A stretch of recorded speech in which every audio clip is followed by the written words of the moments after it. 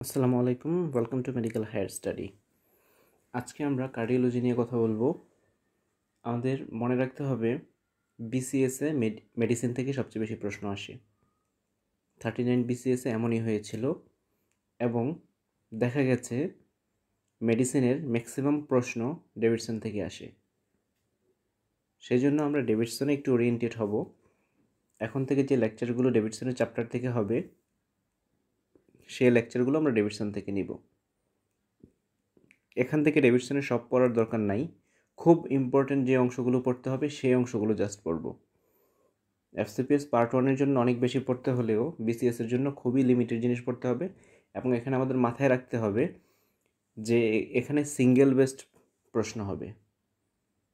Single based মানে সেখানে শুধু একটাই অ্যান্সার থাকবে। সেজন্য আমরা এখান থেকে অনেক বেশি বেশি বক্স পড়ব এরকম কোনো ধারণা রাখার দরকার নাই।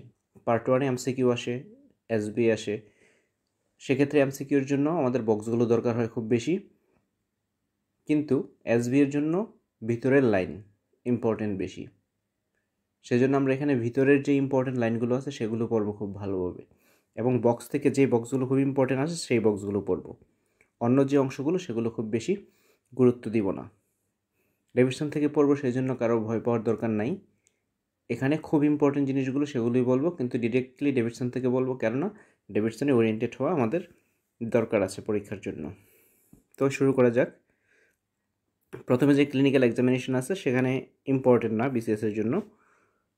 তো এখানে করোনারি সার্কুলেশনটা আমরা দেখতে পারি যে কোন আর্টারি কোন অংশটুকু সার্কুলেট করে, সেটা আমরা এখান থেকে এই ফিগারটা দেখে নিব। দেখে নিলে সামান্য ধারণা পাবো। কিন্তু এখানে প্রথম যে ইম্পর্টেন্ট লাইন সেটা হলো the annulus fibrosus forms a conduction barrier between atria and ventricle. যে এট্রিয়া অ্যান্ড ভেন্ট্রিকলের মাঝে একটা কন্ডাকশন ব্যারিয়ার তৈরি করে কে? অ্যানুলাস ফাইব্রোসাস। এটা ছাড়া আরেকটা প্রশ্ন এখান থেকে আছে, সেটা হলো পেসমেকার অফ হার্ট বলা হয় কাকে? অ্যাসেনোডকে। এটা সবাই আমরা জানি, অ্যাসেনোড হলো পেসমেকার অফ হার্ট। এরপরে যেটা খুব ইম্পর্টেন্ট হলো the annulus fibrosus forms a conduction barrier between atria and ventricle. তাহলে এট্রিয়া অ্যান্ড ভেন্ট্রিকলের মধ্যে কন্ডাকশন ব্যারিয়ার করে কে? Annulus fibrosus. It's very important line. এরপরে কার্ডিয়াক পেপটাইড খুব ইম্পর্টেন্ট না, এই বক্সটা আমরা একটু দেখতে পারি। হেমোডাইনামিক ইফেক্ট অফ রেসপিরেশন, এখানে যে চারটা আছে এখানে হতে পারে যে haemodynamic effect of respiration during inspiration exclude, ইন্সপিরেশনের সময় দিয়ে এটা দিতে পারে, এটা আমরা দেখতে পারি। কিন্তু যদি ইম্পর্টেন্ট লাইন বলি সেটার জন্য আমাদের আর পরে যেতে হবে। এইখানে যেটা কার্ডিয়াক পেপটাইডের যে অংশটা ছিল, যে অ্যান্টিপ্রোবিএনপি, এই জিনিসটাকে আমরা মেজারমেন্ট করি কি দেখার জন্য? For diagnosis of left ventricular dysfunction and to assess prognosis and response to the therapy in patient with heart failure. Heart ফেলিওরের পেশেন্টের প্রোগনোসিস দেখার জন্য এবং থেরাপির রেসপন্স দেখার জন্য আমরা কী করি? অ্যান্টিপ্রোবিএনপি, এবং এটাকে লেফট ভেন্ট্রিকুলার ডিসফাংশন ডায়াগনোসিস করে। এটা আমাদের মাথায় রাখতে হবে, অ্যান্টিপ্রোবিএনপি। এটা হলো ইনভেস্টিগেশনের নাম, যেটা আমরা করি কিসে? হার্ট ফেলিওরের প্রোগনোসিস দেখার জন্য এবং থেরাপি রেসপন্স দেখার জন্য। এটা মাথায় রাখতে হবে, খুবই ইম্পর্টেন্ট একটা এসবিএ। এরপর এখানে যেটা আছে যে কমন ইন্ডিকেশনস অফ ইকোকার্ডিওগ্রাফি। ইকোকার্ডিওগ্রাফিতে আমরা মেইনলি কী দেখি? Left ventricular function. এটা আমাদের মাথায় রাখতে হবে। ইকোকার্ডিওগ্রাফিতে আমরা কী দেখি? Left ventricular function. ইকোকার্ডিওগ্রাফিতে আমরা লেফট ভেন্ট্রিকুলার ফাংশন দেখি, এটা আমাদের মাথায় রাখতে হবে। এরপর এখানে ইম্পর্টেন্ট কোথাও যদি যাই তাহলে দেখতে হবে যে এখানে heart sound, normal and abnormal heart sound, first, second, third, fourth systolically. তো এখানে কোনটার টাইমিং কি এটা আমরা জানবো, এটা বেশি ইম্পর্টেন্ট। এসবির জন্য এটা ইম্পর্টেন্ট বেশি, বিসিএসের জন্য সহজ থেকে আসবে কোথায় কোন অ্যাবনর্মালটা পাওয়া যায়, এটা এফসিপিএসের জন্য ইম্পর্টেন্ট। কিন্তু আমরা মনে রাখবো যেটা কি ফার্স্ট হার্ট সাউন্ড হয় অনসেট অফ সিস্টোলে, আর second heart end of systole, আর আর্লি ডায়াস্টোলে হয় third heart sound, end of ডায়াস্টোলে হয় ফোর্থ হার্ট সাউন্ড। তো এখানে যে গ্যালোপ রিদম বলা হয়, গ্যালোপ অফেন হেয়ার্ড ইজ গ্যালোপ, সেটা হলো কি থার্ড হার্ট সাউন্ড। এখানে পরীক্ষায় প্রশ্ন আসতে পারে which heart sound is often heard is gallop, তখন হবে কি S3। এরপর features of benign or innocent murmur, এটা আমরা দেখে রাখবো। এখান থেকে একটা এসবি আসতে পারে, features of benign or innocent murmur excludes, এখানে চারটা দিবে, এর মধ্যে দেখা যাবে যে একটা না, এটা আমরা মাথায় রাখবো, ইম্পর্টেন্ট প্রশ্ন। এরপর এখানে যেটা আছে এখানের মধ্যে সবচেয়ে ইম্পর্টেন্ট বলা যায় এটা, the timing and pattern of cardiac murmur. কোন মারমার কখন হয়? ইজেকশন সিস্টোলিক মারমার হয় কি অ্যাওর্টিক স্টেনোসিস, পালমোনারি স্টেনোসিস এবং aortic or pulmonary flow murmur. আর প্যানসিস্টোলিক মারমার হয় mitral regurgitation, tricuspid regurgitation and ventricular septal defect. এইটা সবচেয়ে বেশি ইম্পর্টেন্ট। প্যানসিস্টোলিক মারমার কোথায় কোথায় হয়? লেট সিস্টোলিক হয় মাইট্রাল ভালভ প্রোলাপসে, আর আর্লি ডায়াস্টোলিক হয় aortic and pulmonary regurgitation. Mid diastolic হয় mitral stenosis, tricuspid stenosis, mitral ও ট্রাইকাসপিড ফ্লো মারমার। এই মারমার অনেকে ভুলে যায়, এই মারমারটা যেন মনে থাকে, একদম সবার মনে থাকবে। এটা করার জন্য আমি একটা শর্ট ভিডিও পরবর্তীতে একসময় আপলোড দিতে পারি, সেটা আসলে আন্ডার গ্রাজুয়েটদের জন্য দেওয়ার প্ল্যান। তারপর আপনাদের সমস্যা থাকলে সেটা একসময় দেখে নেবেন। কেউ মারমার কখনো যেন না ভুলে, এরকম একটা ভিডিও দিব আশা করছি। এরপর হার্ট ফেলিওর থেকে এখানে একটা জিনিস আমাদের পড়তে হবে, সেটা হলো clinical features of left and right heart failure. তো এইখানে কীভাবে মনে রাখবো আমরা? রাইট হার্ট ফেলিওরে কী হয় যে এক্সট্রা কার্ডিয়াক মানে এক্সট্রা থোরাসিক জিনিসগুলোর সমস্যা বেশি হয়, যেমন হ্যাপাটোমেগালি, অ্যাসাইটিস, পেরিফেরাল ইডিমা, এগুলো খুব কমন এখানে। রেস জেবিপি এগুলো হলো প্রিডোমিনেন্ট। আর যেটা হলো লেফট হার্ট ফেলিওর, এখানে হলো থোরাসিক, যেমন পালমোনারি ইডিমা, কার্ডিওমেগালি, প্লুরাল এফিশন। মানে থোরাসিক যে জিনিসগুলো সেই জিনিসগুলো লেফট হার্ট ফেলিওরে বেশি, pulmonary oedema, cardiomegaly and pleural effusion. আর বাকি যেগুলো extra cardiac, hepatomegaly, ascites, peripheral oedema, raised JVP, এগুলো রাইট হার্ট ফেলিওরে বেশি। এটা আমরা মাথায় রাখবো।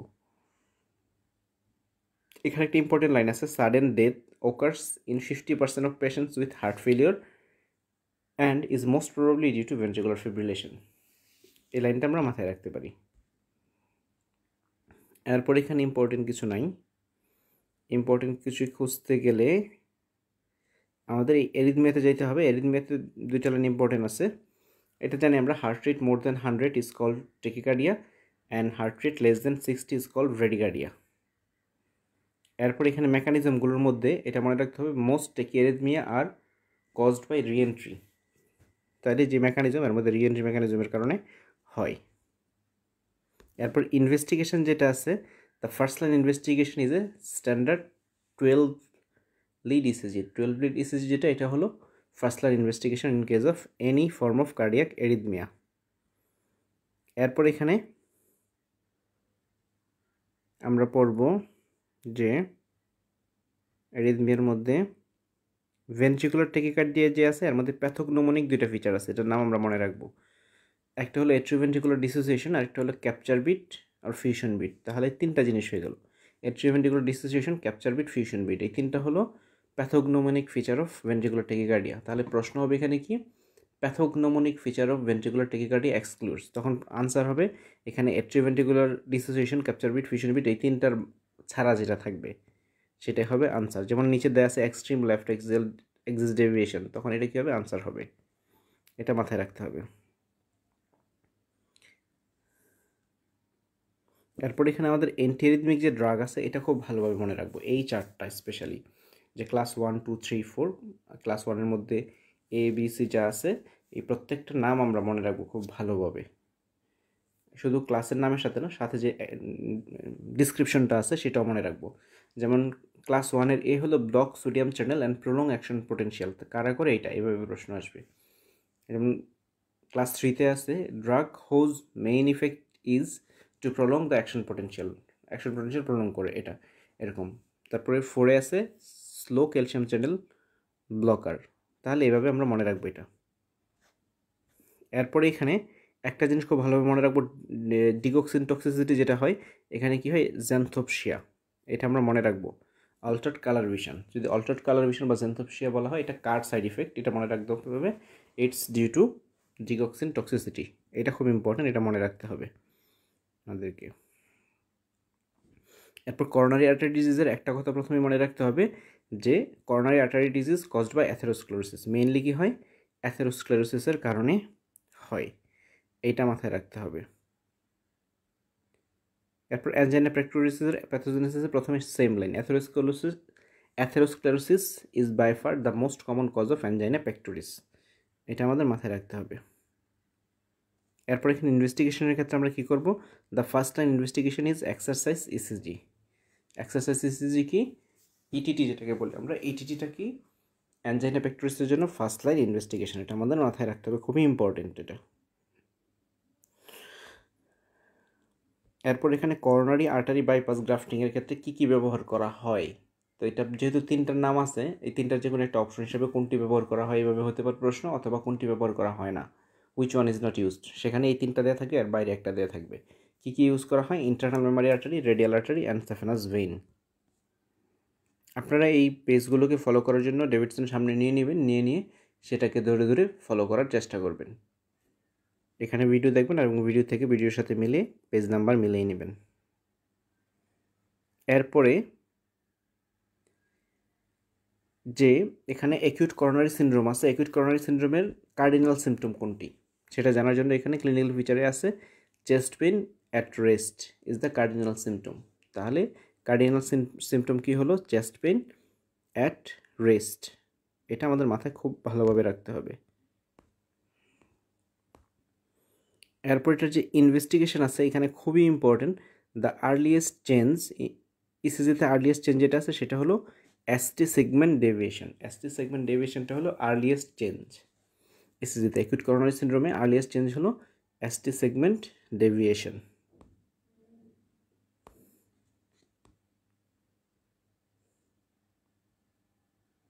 এরপর এখানে প্রোগনোসিসে আমাদের একটা লাইন জানতে হবে, the prognosis is worse for anterior than inferior ইনফার্ট।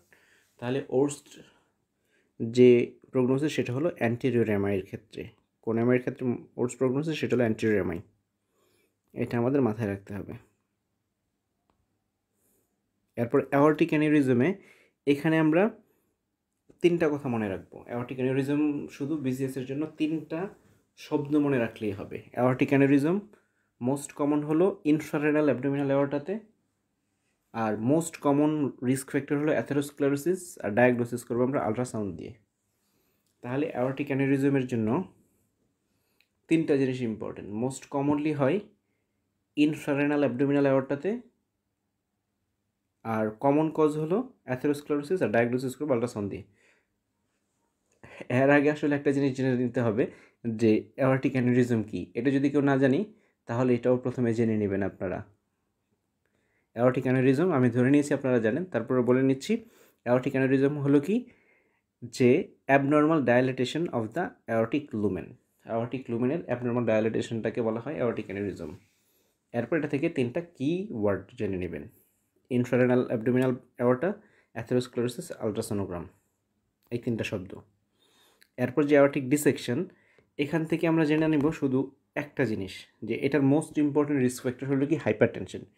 অ্যানিউরিজমের risk factor হলো অ্যাথেরোস্ক্লেরোসিস, আর ডিসেকশনের হলো হাইপারটেনশন। এর সাথে আমরা জানবো এটার ডায়াগনোসিস কিন্তু করা হয় সিটি এ অর এমআরএ অথবা সিটি এ দিয়ে, মানে সিটি অর এমআর এনজিওগ্রাফি দিয়ে ডায়াগনোসিস করা হয়, এটা কিন্তু আলট্রাসোনোগ্রাম দিয়ে না। এরপরে হাইপারটেনশন থেকে আমরা এই হাইপারটেনশনের গ্রেডিংটি জানবো, এগুলো সহজ জিনিস, কিন্তু এই যে এইখানে যে লাইনগুলো এটা খুব ইম্পর্টেন্ট, যে রেডিও হাইপারটেনসিভ পেশেন্টের সেকেন্ডারি কজ খোঁজার জন্য আমরা কিছু ক্লিনিক্যাল এক্সামিনেশন করব, যেটা খুব ইম্পর্টেন্ট। যদি hypertension with radio femoral delay পাই তাহলে ধরে নিতে হবে that's a case of coarctation of the aorta. আর যদি অ্যানলার্স কিডনি পাই হাইপারটেনশনের সাথে তাহলে ধরে নিব পলিসিস্টিক কিডনি ডিজিজ আছে। আর অ্যাবডোমিনাল ভ্রুই পাওয়া গেলে হাইপারটেনসিভ পেশেন্টে তখন ধরে নিব রেনাল আর্টারি স্টেনোসিস। আর যদি ক্যারেক্টারিস্টিক ফেসেস অ্যান্ড হেভিটাস পাওয়া যায় তখন কুশিং সিনড্রোম, মুন ফেস পাওয়া গেলে। এরপর হাইপারটেনসিভ রেটিনোপ্যাথির যে এটা আমরা বক্সটা পড়তে পারি, যে কোনো গ্রেডের একটা প্রশ্ন হতে পারে, খুব ইম্পর্টেন্ট না হলেও এটা পড়ে রাখতে পারি। আর এখানে একটা ইম্পর্টেন্ট লাইন আছে টার্গেট ট্রিটমেন্ট টার্গেট যেটা, সেটা হলো আমরা বিপি রাখার ট্রাই করব 139/83 মিলিমিটার মার্কারি। এরপর এখানে যে বক্সটা, এই বক্সটা খুবই ইম্পর্টেন্ট, কোথায় কোনটা ইউজ করা হয়, কোনটা কোথায় দেওয়া যাবে না। এর মধ্যে কয়েকটা লাইন খুব ইম্পর্টেন্ট, যেমন এসি ইনহিবিটর দেওয়া যাবে না প্রেগনেন্সিতে, এআরবিও দেওয়া যাবে না, আর বিটা ব্লকার অ্যাজমা সিভিটিতে দেওয়া যাবে না, থায়াজাইড দেওয়া যাবে না গাউটে, কারণ এটা হাইপারইউরেসেমিয়া করে। আর ইন্ডিকেশনের মধ্যে সবাই সব ইন্ডিকেশন জানি, তবে এখানে খুব বেশি ইম্পর্টেন্ট হলো যে আইসোলেটেড সিস্টেলিক হাইপারটেনশন যদি হয় তাহলে সিসিবি ক্যালসিয়াম চ্যানেল ব্লকার অথবা থায়াজাইড দিতে হবে, এইটা একটা। আরেকটা হলো বিনাইন প্রোস্টেটিক হাইপারট্রফি থাকলে আলফা ব্লকার দিব। এই দুটো মাথায় রাখতে হবে। আর রেজিস্ট্যান্ট কেস যদি হয়, ট্রিটমেন্ট রেজিস্ট্যান্ট হাইপারটেনশন, তখন স্পাইরানোলেকটন অ্যাড করতে হবে। আর এক্সিলারেটেড হাইপারটেনশন বা হাইপারটেনসিভ ইমার্জেন্সি যেগুলো থাকে, দুইটা যদিও সেম টার্ম না, আলাদা আলাদা, এখানে আমরা কী কী ইউজ করবো? 4টা ড্রাগ, এটা আমরা মাথায় রাখবো। ল্যাবেটেলল, intravenous GTN, hydralazine, intramuscular hydralazine, আর হলো ইন্ট্রাভেনাস সোডিয়াম নাইট্রোক্লোসাইড। এই 4টা হলো অ্যাক্সিলারেটেড হাইপারটেনশনে আমরা ইউজ করব। আর একিউট রিউমেটিক ফিভারে আমরা কয়েকটা জিনিস মনে রাখবো। একটা হলো অ্যাশকফ নডিউল আর প্যাথোগনোমনিক ফিচার হলো অ্যাশকফ নডিউল। আর যে কার্ডাইটিসটা হয় সেটা প্যানকার্ডাইটিস। আর এখানে জোনস ক্রাইটেরিয়া যে মেজর অ্যান্ড মাইনর ম্যানিফেস্টেশন আছে, এখান থেকে একটা প্রশ্ন হতে পারে, এই জন্য আমরা এটাকে জেনে রাখবো। আর ক্রনিক রিউমেটিক হার্ট ডিজিজের মধ্যে যে প্যাথোজেনেসিস সেটা হলো প্রোগ্রেসিভ ফাইব্রোসিস থাকবে, এটা আমরা মাথায় রাখতে পারি। আর মাইট্রাল স্টেনোসিস যে আছে, এটার মোস্টলি কি অরিজিন? রিউমেটিক ডিজিজের কারণে হয়। আর এখানে যে একটা সিমটম যদি বলি, ডমিনেন্ট সিমটম কি? Effort related dyspnoea. এটা হলো কি dominant symptom, effort related dyspnoea. এরপরে ইনভেস্টিগেশন করলে ডপলার ইকোকার্ডিওগ্রাফি। এখানে ইনভেস্টিগেশন অফ চয়েস হলো ডপলার ইকোকার্ডিওগ্রাফি, এবং এখানে একটা মারমার পাওয়া যায়, সেটা হলো মিড ডায়াস্টলিক মারমার, সেটা আমরা জানবো মাইট্রাল স্টেনোসিসে। এরপর এখানে ইম্পর্টেন্ট না, এগুলো সবগুলোর ডায়াগনোসিসের জন্য ইনভেস্টিগেশন হলো ইকোকার্ডিওগ্রাফি, এটা আমরা মাথায় রাখবো।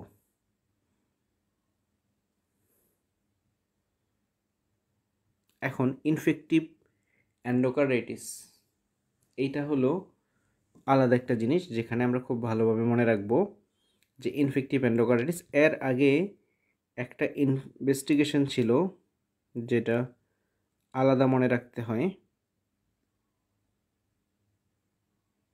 যেটা আমরা পরে পাবো, সেই সময় বলে দিব যে সময় পাই। এখন আমরা ইনফেক্টিভ অ্যান্ডোকার্ডাইটিস থেকে কয়েকটা লাইন খুব গুরুত্বপূর্ণভাবে মনে রাখবো।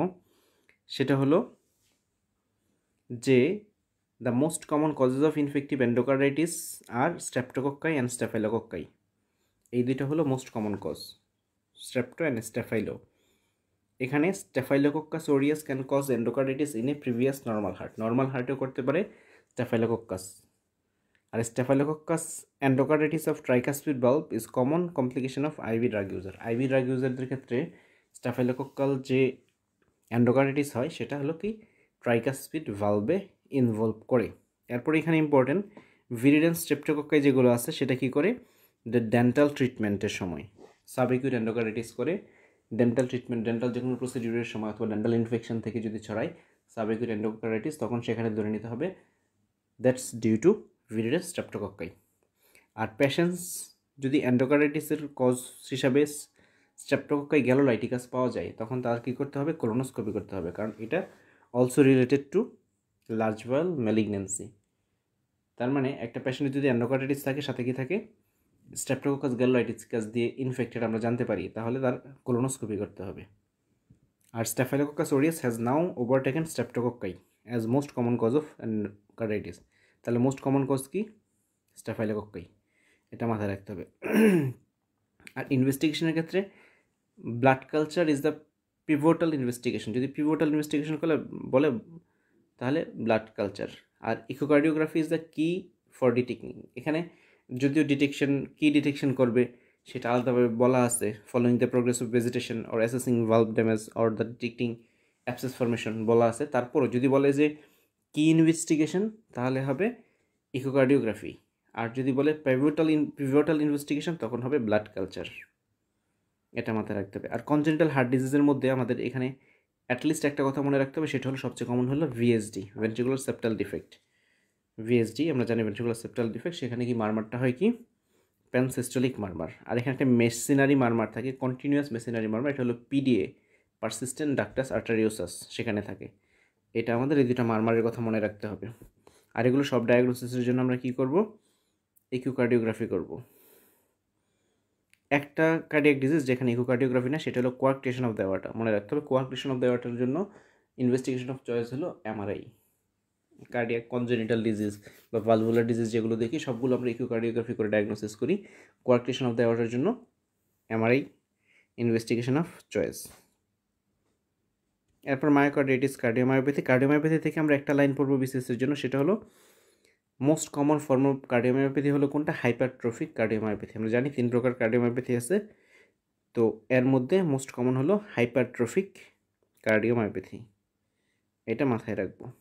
তারপর কার্ডিয়াক টিউমারের মধ্যে অ্যাট্রিয়াল মিক্সোমা থাকে।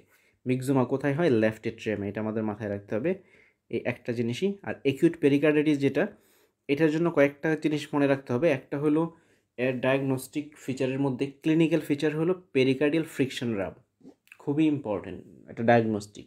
যদি বলে পেরিকার্ডাইটিসের একটা ডায়াগনস্টিক ফিচার কি? পেরিকার্ডিয়াল ফ্রিকশন রাব। আর ইনভেস্টিগেশন আমরা ইসিজি করবো। ইসিজিতে কী পাওয়া যায়? ST elevation with upward concavity, সাথে পিয়ার ইন্টারভ্যাল ডিপ্রেশন। পিয়ার ডিপ্রেশনটা খুবই স্পেসিফিক, এবং সাথে কি ST elevation with upward concavity, এটা আমরা মনে রাখবো। তারপরে এগুলো যেটাই বলে ইনভেস্টিগেশন হিসেবে প্রশ্ন আসতে পারে, সবগুলোর ইনভেস্টিগেশন নাকি পেরিকার্ডিয়াল এফিউশন। আর একটু বেটার জানার জন্য আমরা এইখানে কনস্ট্রিকটিভ পেরিকার্ডাইটিসের ফিচার একটা বক্স এবং কার্ডিয়াক টেম্পোনেটের একটা বক্স আমরা পড়ে নিতে পারি, এইটুকু এখানে ইম্পর্ট্যান্ট। তো নেক্সট পরীক্ষায় আমাদের কার্ডিওলজির সাথে জেরিয়াট্রিক মেডিসিন আছে। জেরিয়াট্রিক মেডিসিন থেকে যদি পড়তে চাই পড়তে পারে অনেক কিছু। এফসিপিএসে এখান থেকে 1 থেকে 2টা প্রশ্ন আসতে পারে, কিন্তু বিসিএসে আমার মনে হচ্ছে না এখান থেকে প্রশ্ন আসবে। আসলেও একটা প্রশ্ন আসার জন্য আমরা এই চ্যাপ্টারটাকে আলাদাভাবে পড়বো না, আমরা কার্ডিওলজির চ্যাপ্টারটাকেই খুব ভালোভাবে পড়বো। ভালোভাবে পড়ে আমরা পরীক্ষা দেবো, এবং ফাইনাল পরীক্ষার জন্য আমরা এই প্রিপারেশন নিব। যে বক্সগুলো বলা হলো সেগুলো থেকে সেই স্পেসিফিক কোনো অংশ বলা থাকলে সেই অংশটাই পড়বো। পুরো বক্স আমরা এখানে শুধুমাত্র বিসিএসের জন্য পড়বো না। আর যে লাইনগুলো বলা হলো এই লাইনগুলো ইম্পর্টেন্ট, লাইনগুলো আপনাদের কালেকশানে রাখার জন্য বই থেকে দেখে পড়বেন। শুধু ভিডিওটা দেখে তারপর বই থেকে দাগিয়ে নেবেন, দাগিয়ে নেওয়ার সময় তারপর বই থেকে পড়বেন, তাহলে এটা কী হবে? আপনাদের সেটা দীর্ঘস্থায়ী হবে, বেশি দিন মনে থাকবে। Thank you.